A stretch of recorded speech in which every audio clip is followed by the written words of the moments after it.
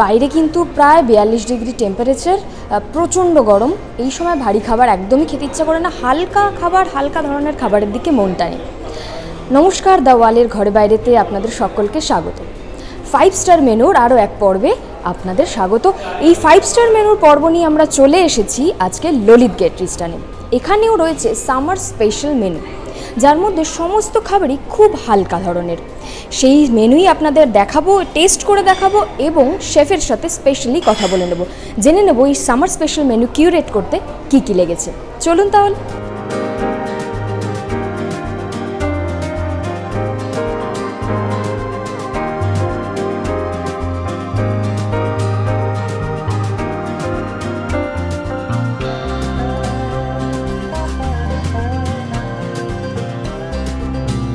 এখন আমাদের সঙ্গে রয়েছে একজন স্পেশাল অতিথি, ললিত দ্য গ্রেট ইস্টার্নের executive chef Sunayan Pramanik. Sir, স্বাগত দ্য ওয়ালে। এই আমরা একটু আগে একটা দারুণ লাঞ্চ করলাম, and thank you for that. ভীষণ সুন্দর ছিল। একটু যদি এই লাঞ্চটা, এই 7 কোর্স যে মিলটা, এটা নিয়ে একটু কিছু বলেন। এই মেনুটা যেটা বানানো হয়েছিল আপনাদের জন্য, কনসিডারিং যে এখন যা প্রডিউস পাওয়া যায় সেটার ওপরে, আর এটা যাতে একটা হারমোনি ক্রিয়েট হয়, আপনি যখন ওটাকে খাচ্ছেন সেটা খেয়ে যেন আপনি সুদিং ফিল করেন, সেই টার্গেট রেখে মেনুটা বানানো হয়েছে। প্লাস একটা ব্যালেন্স মেনটেন করা, বডির মধ্যে ফ্লুইডসে ব্যালেন্স মেনটেন করা, আর সিজনে যা অ্যাটমসফিয়ার বাইরে চলছে গরমে, টু কিপ ইয়োরসেলফ মানে একটু কমফর্ট ফিলিং করা খাওয়ার সময়, and even after having the food যে আপনি কমফর্ট ফিল করেন, এইটাই মাথা রেখে আমি মেনুটা বানিয়েছি। যেই কোর্সটা আমরা খেলাম সেটা যদি একটুখানি বলেন, স্টার্টিং ফ্রম দ্য। হ্যাঁ, এখন আমি জানি যে আপনারা বাইরের থেকে আসছেন, গরম থেকে আসবেন, তো সেই জন্য আমি প্ল্যান করেছি যে এমন একটা ফ্লুইড দেওয়া আপনাদের জন্য যাতে আপনার বডি সোডিয়াম পটাশিয়ামটা মেনটেন থাকে।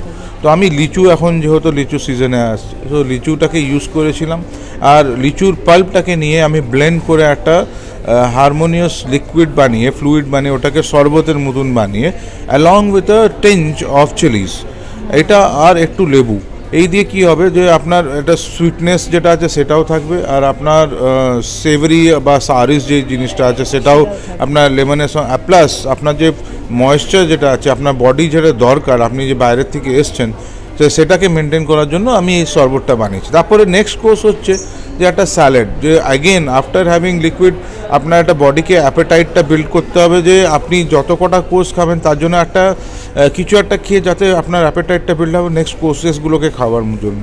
তো আমাকে প্ল্যান করতে হচ্ছে এমন যাতে একটা ছোট্ট স্যালাড হোক, কিন্তু এই স্যালাডটার মধ্যে এমন একটা কম্পোনেন্ট হোক যেটা ন্যাচারাল, এখনকার সময়তে যেটা প্রডিউস, হ্যাঁ, সামার সিজনের জন্য। তো তালশাঁস যেহেতু এখনকার সিজনের ফ্রুট, অ্যান্ড ওটাকে যখন চিল করি, ওর যে ভেতরে জলটা থাকে ওটা যখন ফ্রোজেন হয়ে যায়, তারপরে যখন ওটা স্যালাড বানিয়ে একটা এক্সট্রা ভার্জিন অলিভ অয়েল আর বালসামিকের সঙ্গে সার্ভ করা হয়, ইট ইজ ডিভাইন। আপনি যখন খাবেন, আপনি যখন খেয়েছেন তখন দেখলেন যে ওই তালশাঁসটা খাওয়ার পরে আপনি দেখলেন একটা সুদিং কুল ফিলিং আসে। তারপরে নেক্সট কোর্স হচ্ছে আরেকটু সুদিং ফিলিংয়ের জন্য একটা চিল স্যুপ। এই চিজ স্যুপটা আমি যেহেতু এখন আমরা জানি যে ছাঁচ, লস্যি এইগুলো হয় জেনারেলি, বা লেবুর শরবত এগুলো হয়, বাট কিন্তু স্যুপের যখন কনসেপ্ট আসছে, এখন সামারে সবাই চিন্তা করে যে গরম স্যুপ তো খাবো না, কিছু একটা স্যুপ তো খেতে হবে, কোর্স ওয়াইজ আছে মানে স্যুপ খেতে হবে। তো কী করবো না, চিল স্যুপ খাবো। এখন চিল স্যুপ খেতে গেলে এমন একটা কনসেপ্ট নিয়ে আসতে হবে যাতে সিম্পল একটা চিল রাসাম বা চিল টমেটো স্যুপ এই ধরনের নয়, এমন একটা জিনিস যাতে একটু ইউনিক হোক।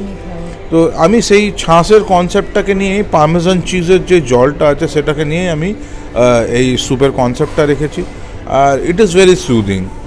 নেক্সট কোর্স ছিল আপনার ডিমসামের একটা বেন্টো বক্স। এই ডিমসামের বেন্টো বক্সের সঙ্গে ছিল আপনার সুশি, একটা সাশিমি ছিল, সে তুনা, এটা মাগুরো যে ফিশ হয় সেটা সাশিমি অ্যালং উইথ তোগারাশি।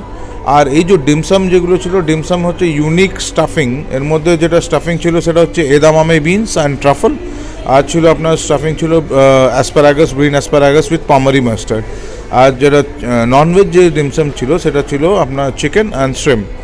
তো এই দুটো কনসেপ্টটা যেটা ছিল, এটা একটা বেন্টো বক্সে দেওয়া, এর মধ্যে কিছু সবকটা ছোটো ছোটো এলিমেন্ট একটা meal in a bowl kind of a কনসেপ্টের মধ্যে একটা ট্রের মধ্যে সবকটা এলিমেন্ট টেস্টিং পোর্শন হিসেবে দেওয়া ছিল।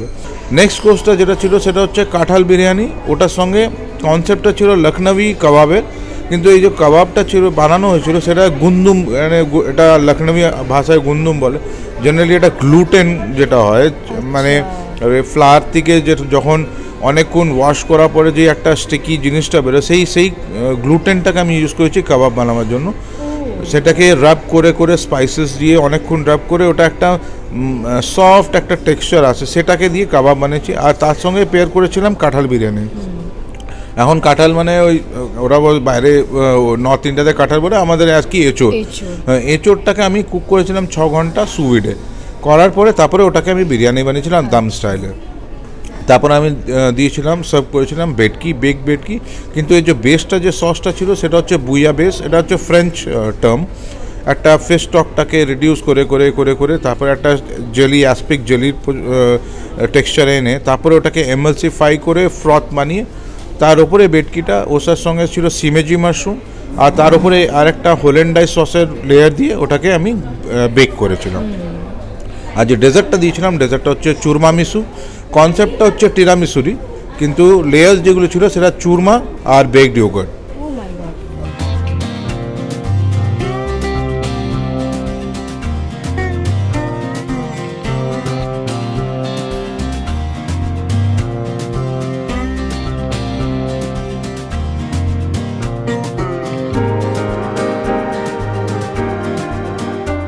Thank you, chef, for the heartiest meal.